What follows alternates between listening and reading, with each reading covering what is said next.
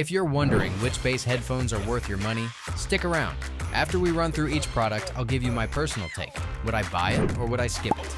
No fluff, just my honest opinion. Let's get into it. Sennheiser Accentum. Plus, these bad boys deliver strong thump and rumble without cluttering up your mix, making your hip-hop tracks sound like they're coming from a nightclub bathroom in the best way possible. The bass is punchy with good sub-bass that'll make your neighbors question their life choices, but the treble gets a bit inconsistent between left and right drivers like they're having an argument. Would I buy it? Maybe. They're solid for bass heads, but that driver mismatch makes me twitchy like a caffeinated squirrel. Bowers & Wilkins PX7 S2 Wireless. These headphones are basically the equivalent of that friend who shows up to every party uninvited but brings amazing snacks. They deliver extra thump, rumble, and boom that'll make your EDM tracks feel like you're inside a washing machine on steroids.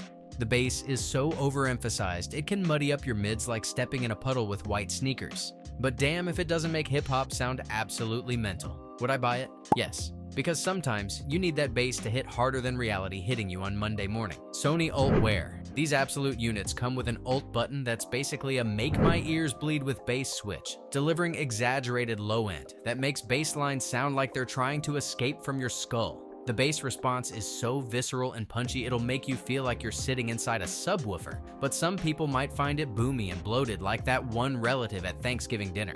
Would I buy it? Yes. Because when you want to feel the bass in your soul and possibly your neighbor's souls too, these deliver harder than a pizza guy during finals week. Focal Bathys MG. These fancy French headphones drop their frequency response down to 10 Hz, which means you can literally feel the rumble even if you can't hear it. It's like having a tiny earthquake in your ears. The magnesium drivers provide better bass articulation and control than a helicopter parent, making low frequencies more precise while still packing enough punch to make your playlist sound like it's been hitting the gym. Would I buy it? Maybe. They're technically impressive as hell, but at that price point, I'd need to sell a kidney and maybe a lung to afford them. Bowers & Wilkins PX8 headphones. These premium cans deliver bass drums that come in harder than your ex sliding into your DMs, with sub-bass that can literally take your breath away like you just ran a marathon. The bass is fast, agile, and controlled with excellent guttural grunt down low, but they seem to lose their sparkle when you turn the volume down like a vampire in sunlight.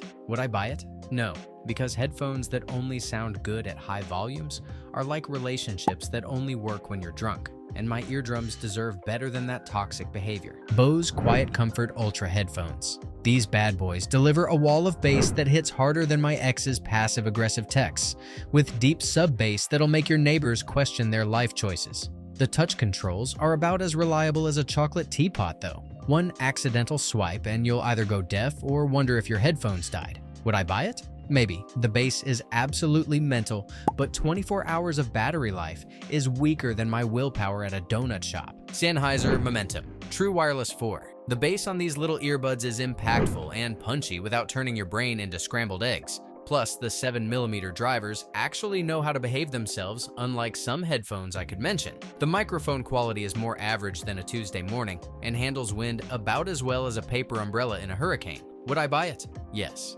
They've got that sweet spot of controlled bass that doesn't sound like someone's playing dubstep inside a washing machine. Levinson No 5909. This thing delivers bass that's cleaner than my search history and more controlled than my spending habits, diving deep into frequencies that'll make your soul vibrate. At this price point though, you're basically buying a small car that happens to play music, which makes my wallet cry harder than watching Titanic. Would I buy it? No. Sure, the bass is pristine and punchy as hell, but I'd rather buy a decent used car and some cheaper headphones that don't require me to sell a kidney. Audeze Maxwell. The bass shelf on these is dialed in better than my grandmother's radio, giving you plenty of low end, without turning everything into a muddy mess like most gaming headphones. They've managed to balance the bass so well that it doesn't steamroll over the mids like a drunk elephant, which is honestly impressive for wireless cans. Would I buy it? Yes. Finally, someone made wireless headphones that don't sound like they're underwater, and the bass actually knows when to chill out. Sennheiser 660 S2.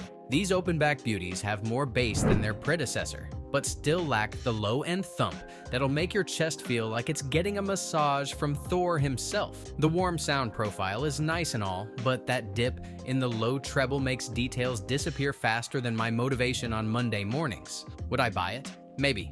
They're great for critical listening, but if you want bass that actually moves air, you might as well be listening through a tin can connected with string. Sennheiser Momentum 4. These bad boys pack a bass punch that'll make your skull vibrate like a massage chair, with sub bass that goes deeper than my existential crisis at 3 a.m. The only downside is that the bass can get boomy and slower than my internet connection when everyone's streaming Netflix. But damn if it doesn't make hip-hop sound like you're sitting in the studio. Would I buy it? Yes, because when the bass hits harder than reality on Monday morning, who cares about a little boominess? FiiO FT1. This wooden wonder delivers bass so deep it makes the Mariana Trench jealous, with sub-bass rumble that you feel more than hear.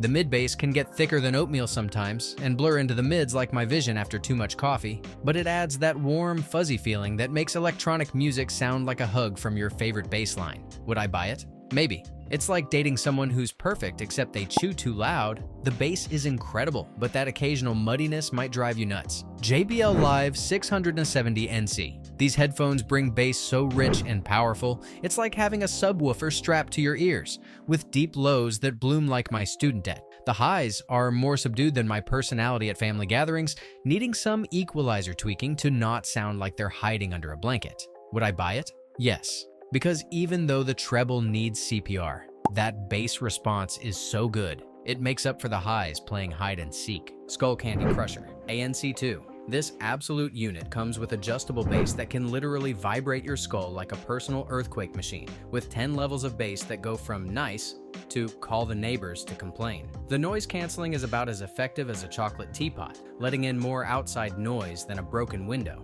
Would I buy it? Maybe. It's like owning a sports car with broken air conditioning. The bass experience is wild, but that trash noise canceling might ruin the vibe. Sony WH-1000XM6. These Sonys deliver bass notes so meaty and well-defined they make a perfectly cooked steak jealous, with precision that's laser-guided and doesn't overstay its welcome like that one friend who never knows when to leave. The bass performance is consistent and powerful without turning into a muddy mess, making them the responsible adult in this bass-heavy family. Would I buy it? Yes, because when your bass is both powerful and polite, you've found the perfect balance between fun and functionality. JBL Tune 770 NC. These bad boys pack some serious bass punch with their 40mm drivers and pure bass sound technology that'll make your skull vibrate like a massage chair. The bass is so exaggerated in the low end that it adds rumble to everything, which is great until you realize the ear cups are smaller than a toddler's attention span and will squeeze your ears like a vice after an hour. Would I buy it?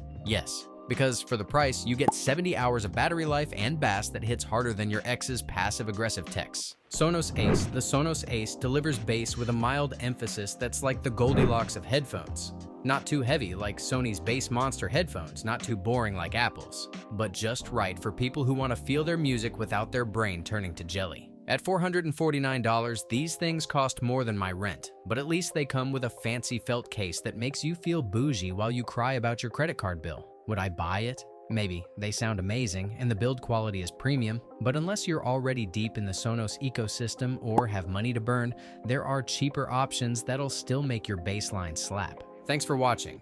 I hope this video helped you pick the bass headphones for you. If you have any questions, drop a comment below. Links to all of these products mentioned in this video will be in the description.